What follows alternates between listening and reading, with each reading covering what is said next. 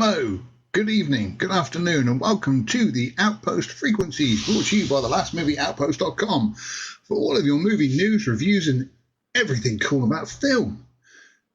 It's just us this evening. Sean is still on the run from the FBI. He was free the other week, but they put up with him again from something completely different. And Matt apparently has family things to do. Anyway. I know Sean is on the run from the FBI, but I'm pretty sure this means we'll be seeing him headlining a superhero movie soon, right? Yeah, I think that's how it works. He's building up a little cult following. Yeah. I say building up. I mean, he's holding people hostage. Yeah. But yeah, and Matt apparently has got his son's birthday, and apparently that's more important than this. So weird. We know where his allegiance lies. Anyway, Yoda, how are you today? I was. There's a lot of things. There's a couple of things I wanted to talk about, and then there's one other thing I didn't mention in our pre-show. But I'm kind of looking at, what came before and how I felt about movies and, the new trailers, all that. And I'm just at a point where I'm like, everything I see coming out, it either does not excite me or I wonder how they're going to F up my favorite property. I just look at everything. It's like, how are they going to make this in a way that's going to be insulting to me? And I say me, like, because of the way I was born and who I like to have sex with. With it, I'm the same as you, that I have loved, for me, movies have just been a part of my life, my entire life. Yeah. But I am getting to the point now where I try and find something new to watch, and it's just no. And, very rarely something comes out that I actually think, oh, I can look forward to that, because the rest of the time it is just dribble that's coming Trailers are all done nearly exactly the same. And so because there's no effort or no creativity put into the trailers, I assume that there's no creativity or effort put to the movies. And quite often I am proven correct. And I just am like, I think what's bothering me so much is that you've taken this thing that I have loved for, like you said, my entire life.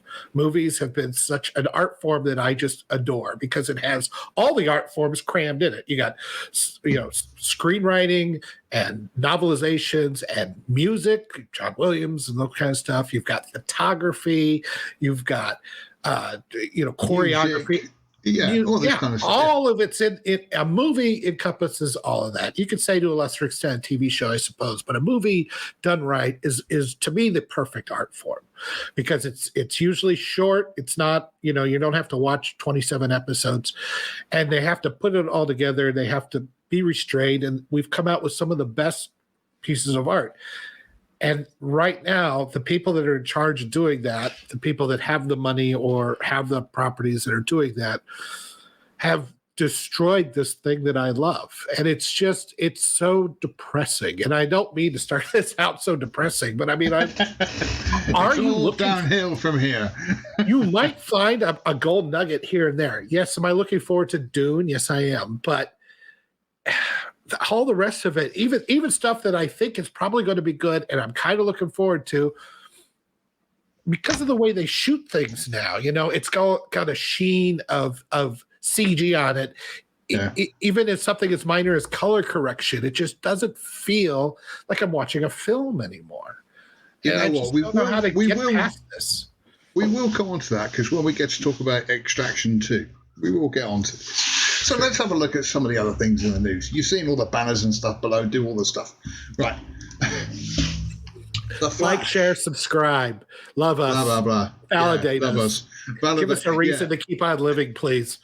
Please help these two miserable old farts who have already started off on a bad I've got a handful of pills just ready to go. Yeah, those are happy pills. They're antidepressants. I'll be happy. The more we can take. But yeah, so The Flash isn't very fast. It has had a colossal drop-off of something like 72%, I think it is. Because obviously word of mouth has gone around. No, you saw the Flash, didn't you? And you didn't think it was terrible. I think no, it is. It's not good. I don't want to. That I it you know it's after all the shit you see or the bland shit you see, there's things in there that I kind of appreciated, kind of that I wanted to see. Like, oh, that's an interesting concept, but nothing got off the conceptual stage for me. It's like they had interesting ideas and they put them in there, and then they could do nothing useful or substantial with it. And then I think there's a lot of people, which I get, that cannot get past the Ezra Miller problem. They can't watch it without thinking about this guy. And I get it. I mean, I can, to a certain extent, I can see the movie, but I understand it is there in the back of your mind. It's the same now problem with, I can't remember what it was recently, but it was something with Kevin Spacey, and I think it was LA Confidential, which is a fantastic movie. But because I just watched it recently. I had never seen it before. I watched it recently. I was like, this is great. Why have you not been in my eyeballs years ago? But now you've got the problem that Kevin Spacey's been associated with so much bad stuff, and nobody knows if it's true or not. But when you're watching him, it's still just there in the back of your mind. And it's the same with Ezra Miller, that apparently his performance in the film is very good, but at the same time he is nuts. Well, I mean, look, I don't want to sound like I'm defending Kevin Spacey here, okay? But a lot of the stuff that Kevin Spacey is accused of feels like shit that they've been doing in Hollywood since there was a Hollywood. Yeah. I mean, it's a depraved lunatic asylum. So let's not act like Kevin Spacey is like some sort of Hitler compared to everyone else that's out there. Even Weinstein, I go, okay, yeah, he's a sleazebag, he's a scumbag, but it wasn't like he raped. It's like, you want to part in a movie? Have sex with me, okay? And they had sex with him. I mean, what do you want? If he was creepy and whatever, I'm glad he's out of there. I don't. I don't want to make it sound like, and if Spacey did more, coercive stuff, I get it. But if it's more of a quid pro quo thing, it's gross. I mean, I don't ever hear of the insurance adjuster's couch or anything like that. It's always Hollywood that's doing all this depraved lunatic stuff. So I got no sympathy for him. But Ezra Miller is on another level. I mean, we're talking kidnapping. We're talking on the run from the FBI. We're talking some pretty heinous stuff that involved a lot more coercion, I think, these other guys are like, to me, it's like business as usual. And I don't know why some of these guys are on the outs and others are just fine. But I've gotten to the point we have two tiers of justice left in this society, no matter what you're talking about. So we're getting off point a bit. So we're coming back to the Flash. Let's get back to the Flash. It is difficult to put Ezra Miller's personal life aside. I haven't seen the Flash yet. I will watch it when it comes on digital. I am in no hurry to see it. It's one of those, I'll watch it just for the sake of watching it. But like I say, I think the word got out about it and just the numbers just fell off. And so the second week it's earned something like $7 million or something or other. It's more than that, but not much more. It's a ridiculously low number though. Yeah, I think it made like I could tell you. Hold on a second here. It was a lot less than the first week. Heck of a lot. So the Flash made, we think, this will be the 23rd through the 25th. Yeah, it looks like it made 15 million, which is pathetic. So if you look at it, I've done a lot of research into box office numbers. Typically, what you want is your movie to make 2.5 or more times its opener. So if you make 100 million, you want to make 250 to 300 million. Anything past that is probably gravy. I'm just talking domestic, U.S., Canada, the worldwide numbers. You got all that coming in as well. So I was looking through 2023 here, and it's pretty interesting. Super Mario Brothers opened at 146 million. So 450 million would be 3x. That would be phenomenal, considering, the opening. It gets harder and harder to get to that 3x when your opening is higher and higher. And it's gotten to 572 million. That's more. That's like 3.5x or so. I don't do the math right now. Guardians of the Galaxy started out at 118 million. It's made 312 million. That's about 2.8x. That's good. Spider-Man Across the Spider-Verse, 120 million. It's up to 297 million. I'm sure it will get past 300 million. Mm-hmm. It's well within that 2.5 to 3. Yeah. Little Mermaid, 95 million. It's up to 270 million, which was kind of shocking to me. But you're that's good. It's 2.8x, give or take. Then the drop off is significant. Ant-Man and the Wasp, 106 million. It's made 214 million. That's barely 2x. That's a flop. John Wick Chapter 4, 73 million. It's made 187 million. So a little over 2.3x, maybe almost 2.5. Not great, but close enough to break even at least. Creed, 58 million. It's made 156 million. Okay. Transformers, 61 million. It's only made 122. Given its budget, I don't think that's going to break even. Fast X, I think 67. I think with Transformers, I did just read somewhere that it's broken more than that now. But again, Now, remember, this is domestic. Transformers does really well overseas. Oh, okay. Yes. Okay.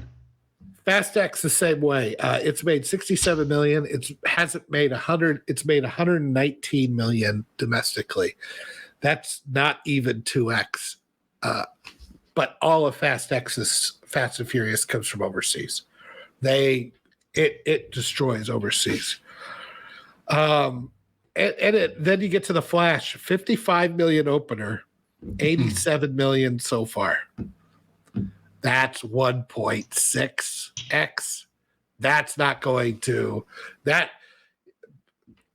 I don't know what James Gunn is going to do. I don't know what these they would have been better off. They would have been better off canning it and just taking the hit like they did with that Batgirl. Tax write-off. Yeah. I don't know if they could have. The truth is, it's not like if this came out 10 years ago, or if it came out when it was supposed to come out, like when they started working on this back in 2014, I think. Now, granted, you'd only had the Man of Steel so far, so this would have. I don't know how they would have done it, but they could have done the multiverse stuff back then, and it would have been new and fresh and interesting.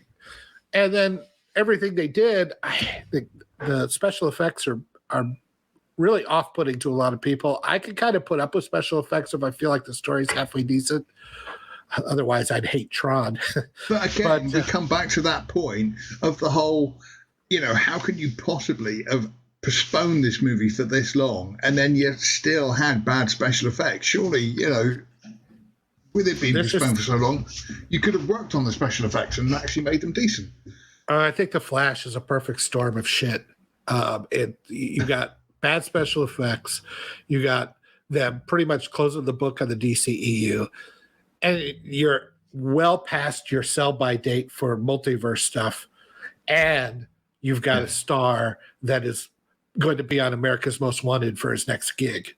So I don't know how this was doomed no matter what, in my opinion. So unfortunately, The Flash is not going to be, like I say, it's not going to be getting a sequel anytime soon.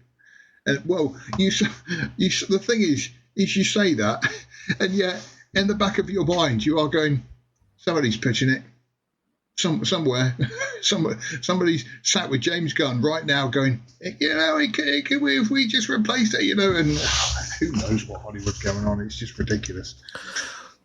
Let's talk about something a bit more. Oh, go on.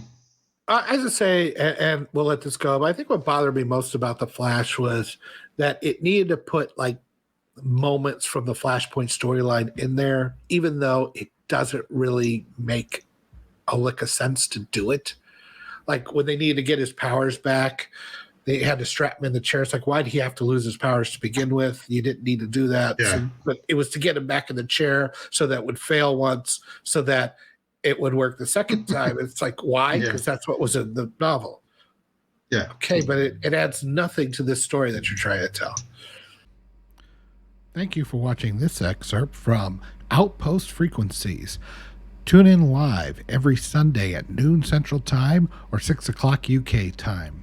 And also, remember to come to lastmovieoutpost.com for all your latest in movie news, streaming news, and everything cool about film. We are the cool news now. Thank you for watching, and we'll see you on the next stream.